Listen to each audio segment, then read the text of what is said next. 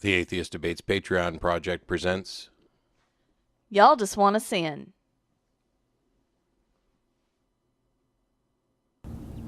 So I spent most of the month of March in Australia on the Unholy Trinity Down Under tour, myself, Aaron Raw, and Seth Andrews from The Thinking Atheist. And we had a great time, and just before the Melbourne event, I was fortunate enough to be invited to participate in a conversation. It was sponsored by the City Bible Forum of Melbourne. And I've already posted the video of that, an exchange between myself and a gentleman by the name of Shane Rogerson, who's a minister of some sort down there in that area. And it was organized by Robert Martin, who also came to the Melbourne event and then posted some blog posts about it. When I got back home, I was directed to those blog posts, and I saw something that kind of surprised me. I mean, we'd had good conversation, and there was a blog post that just kind of caught me off guard because it didn't seem to be of the same quality of conversation about the topics that we had had while I was there. And I want to kind of address the blog post, but that's not the whole point of this, because the blog post is just one example of a common criticism or counter-apologetic, I suppose, launched by many Christians in particular. And it's just, y'all want to sin. So let's take a look at whether or not we want to sin. So first, a little relevant background. Richard Carrier is a friend of mine. I've interviewed him for this Atheist Debates project on the subject of debates. He is a professional historian specializing in the intellectual history of Greece and Rome, particularly as it relates to science and religion. And recently he's published a book. It's a huge tome. It's over 700 pages that's titled On the Historicity of Jesus. And it attempts to evaluate the likelihood that Jesus actually existed as a historical figure. Now, prior to this book, he'd released another book called Proving History, where he'd laid out the groundwork for what he was going to do. And essentially, the argument in Proving History is that he feels we should be able to use Bayes' theorem, which is used to calculate probabilities, to assess historical claims to determine how likely they are to actually be true. And that this might be a better way of evaluating historical claims than the default way, which in many cases for historians is just to assume that if something is reported as true, and if someone is reported as a real person, just to go ahead and assume that that's the case until we have reason not to. Now, he, in Proving History, came to the conclusion that it is improbable that Jesus existed. And there's no denying that his view of this is not the consensus among historians. It may be at some point, I don't know. But it has ruffled some feathers. And the gentleman that I spoke about, Robert Martin, wrote a blog post for this, and I wanted to kind of read portions of that blog post because the argument that he uses, or the particular tact that he takes, is pretty much, y'all just want to sin. The title of the blog post is The Potential Bias of Richard Carrier, and it begins and reads as follows.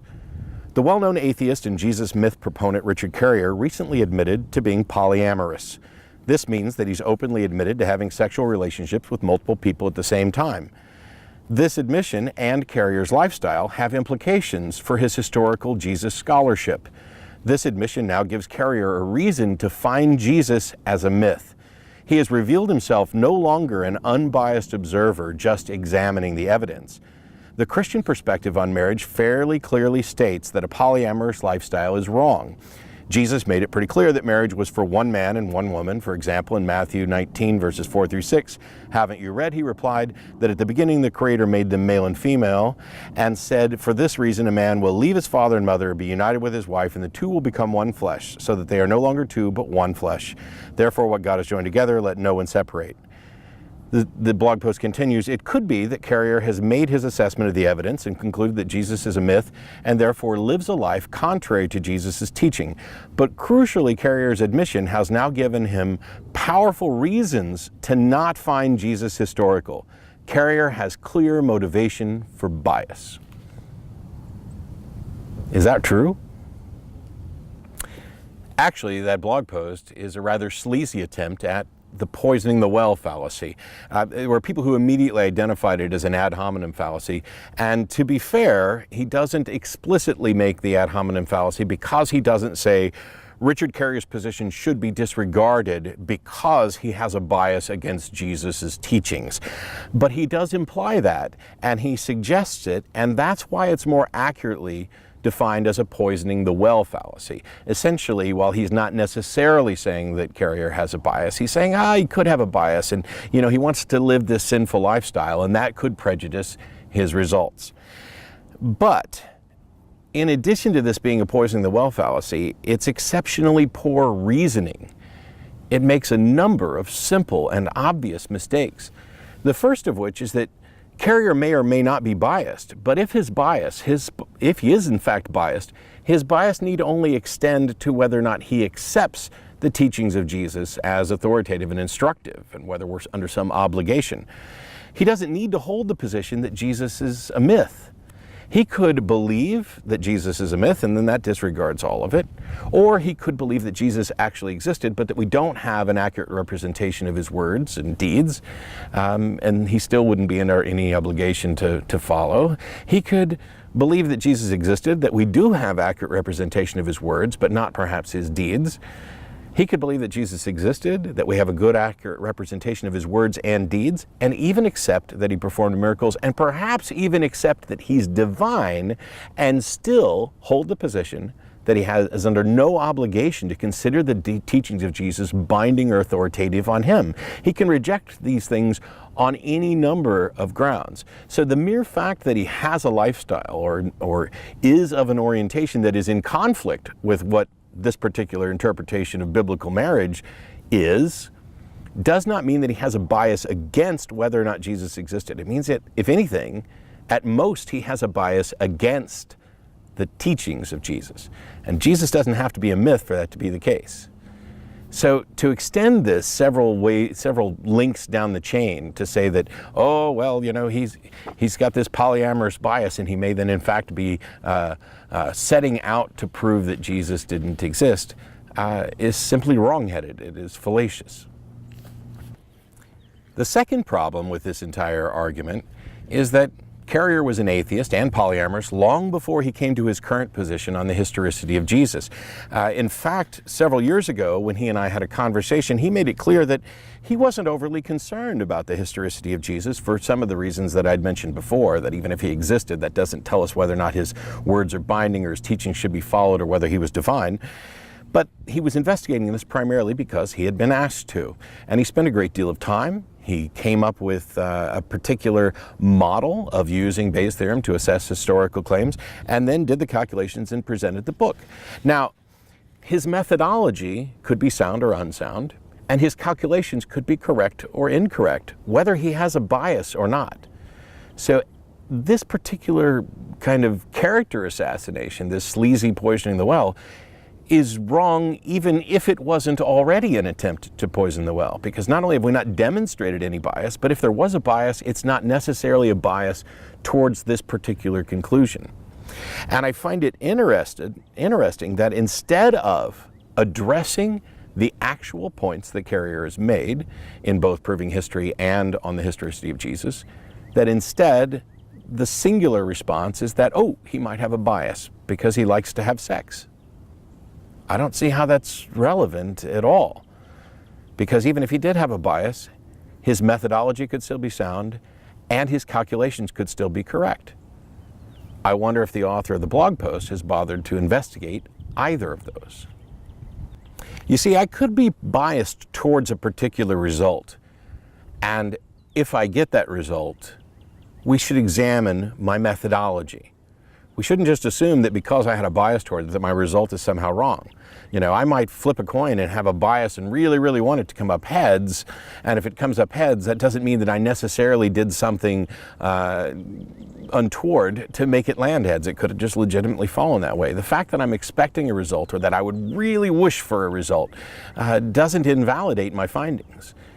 And in a follow-up blog post about this, he kind of pointed out that, some people were up in arms that I did this ad hominem fallacy or questioned his credibility. Well, that's exactly the same thing that the atheists do, like Dawkins and stuff, when they're talking about the Gospels, as to whether or not the authors of the Gospels should be considered reliable or if they have a bias. And this is the same thing. So if I can't do it with Carrier, they shouldn't be able to do it with the Bible. And I'm sorry, but he's wrong again.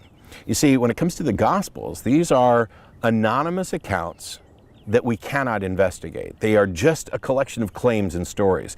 And so whether or not we should believe them hinges almost entirely on whether or not the authors are credible. That's not the same as the case for Carrier's books. Carrier could be a terrible person. Carrier could have all kinds of biases, but he's presented two books, one outlining the methodology and one outlining the calculations, and those can be examined to determine if his case has any merit. We're not bound to just determining whether or not Carrier is credible and then taking his word for it. This is what happens when you have this particular religious mindset where you have to defend the reliability of Scripture when you should not defend it. There is absolutely no reason, no good reason to think that we should trust ancient anonymous writings that we can't investigate if they make claims that are outrageous, claims about miracles. Now, that doesn't mean that they didn't happen. Maybe they did happen. Maybe everything in the Gospels is true, but what it means is we cannot confirm it, and we cannot have a sound, rational, justified belief in the claim that these things are actually true. So I'm wondering, have they actually investigated Carrier's claims? Or is this just an attempt to smear someone? Is this just an attempt to poison the well with this common kind of Christian attack of, oh, you atheists, you just love your sin. God has given you over to reprobate minds. You just don't want to live in a world governed by God. Y'all just love to sin. Essentially, the core claim here is that atheists, rather than honestly rejecting supernatural claims on the basis of insufficient evidence, have instead merely looked for some reason to reject the God that they don't want to serve. We're in love with our sin. The problem with this entire line of argument is that it essentially calls us liars. It's essentially saying that, yes, we hear you guys talk about evidence and burden of proof, but you're not really an atheist because of that. You're really just an atheist because you love to sin and you did not want to live under the yoke of God or under the responsibility of appealing and obeying God's positions. They don't offer any evidence of this, and they ignore the actual merits of our position and attempt to back up this entire dismissal by appealing to Scripture, which is, of course, circular. I've been accused of this many times, and I know they're wrong because I know why I'm not a believer. I know that I didn't set out to find some excuse for my sin. I didn't set out to get out from under the yoke of God. I set out to fulfill my obligation under 1 Peter 3:15, as I've said countless times. I was trying to be the best Christian I could, to be the best representative of Christianity and Christ that I could, and I wanted to be able to defend these ideas. And the fact that I found them indefensible is why I'm an atheist. The fact that I might disagree with a Christian or a Christian notion of sin might be important to some other discussion, but it's not the reason why I'm an atheist. And to say that we're lying, it's a dodge. It's in these conversations when they've attempted to present sound reasons for believing in God, and we have rejected those and offered our explanations for why, and have they met the burden of proof.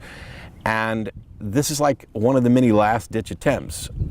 Frank Turek, an apologist that we've spoken about on the TV show before, I think Russell even did with a debate with him, he has this kind of anecdote that he tells about a friend of his who was out doing some preaching and letting people know about, God and giving his arguments for the existence of God. And there was a young agnostic who was being rather difficult and offering up tons of excuses and arguments for why he didn't believe. And this apologist looked at him and said, the reason you're raising all of these objections is because you're sleeping with your girlfriend. Am I right? And the way Turk tells it, the agnostic's face, fell and went white because he had felt the conviction that he was actually engaged in wrongdoing. This righteous arguer for God had demonstrated with one simple sentence that atheism is far more an issue of the heart than it is of the mind, and that we are just sinful reprobates who don't want to acknowledge that what we're doing is wrong. It comes up all the time. Y'all just want to sin. For years, I tried to encourage people to not only have good reasons for their atheism, to be more skeptical, to be critical thinkers, to evaluate the claims, and to be ready to give explanations for why we don't believe what the majority seems to believe.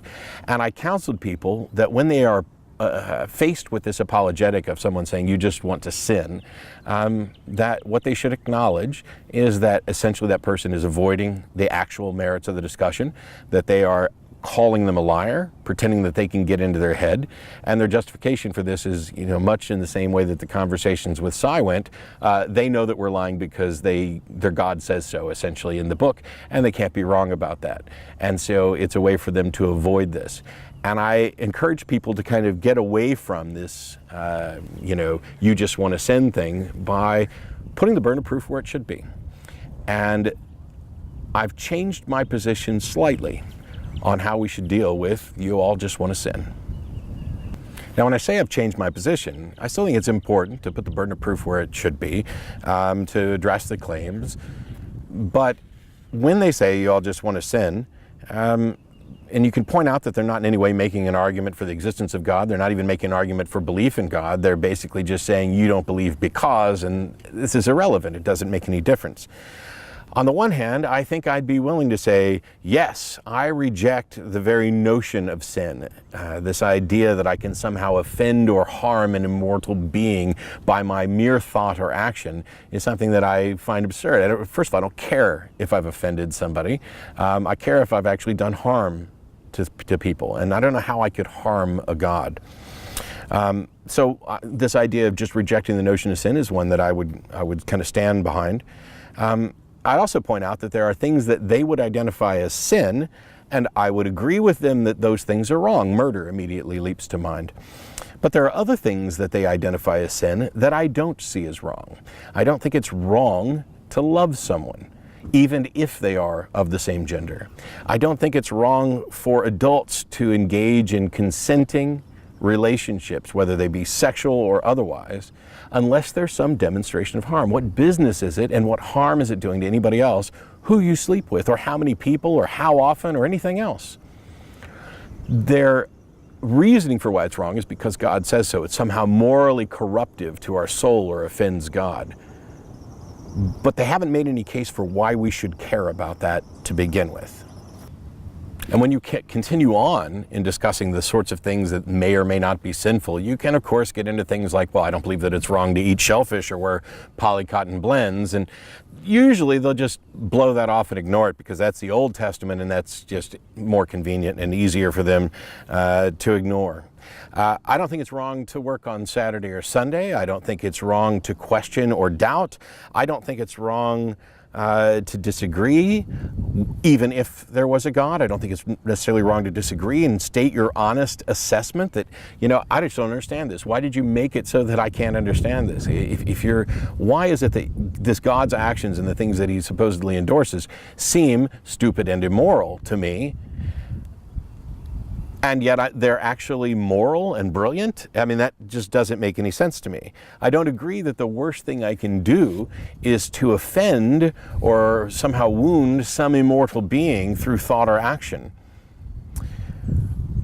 But I didn't become an atheist because I already held those positions. I hold those positions because I'm an atheist, and more specifically, because I'm a humanist. Because I came to recognize that those positions are better than the ones that the Bible advocates. Those positions are better than the alternatives. I came to those positions because I recognize the value of humanism and equality. And when I was in Australia, I kind of addressed a Bible story, one that I think is far more important than a lot of people recognize when we're talking about the character of the Bible, of the God of the Bible. So I don't have my Bible handy, and I'm out here in the Bluebonnets in Texas. But I believe it's Genesis chapter 11, beginning at around verse 4, where we start to hear the story of the Tower of Babel. And I don't know about any of you, but what I was taught when I was a kid is that these people were arrogantly trying to build a tower to heaven. And there was a pridefulness. They were trying to reach God and put themselves at God's level. And because of that, God came down and changed their languages and confused their tongues and scattered them. But if you actually read what the Bible says, that apologetic that I was taught, that assessment of the Bible story that I was taught, doesn't hold any water. If you read what it says the people were of one tongue, and they set out to build a grand city and a tower to the heavens so that they would not become divided. They wanted to stay unified and work together.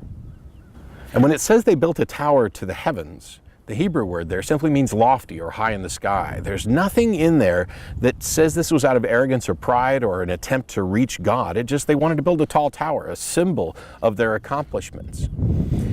And I remember wondering as a kid, why would God be upset about this in the first place? I mean, we've been to the moon. We didn't encounter heaven or God in between the earth and the moon, and there's no way they're going to build a tower all the way to the moon. So if you were a God and you saw people building a tower, wouldn't you just say, oh, how cute, how quaint, they're trying to reach me, but they can't?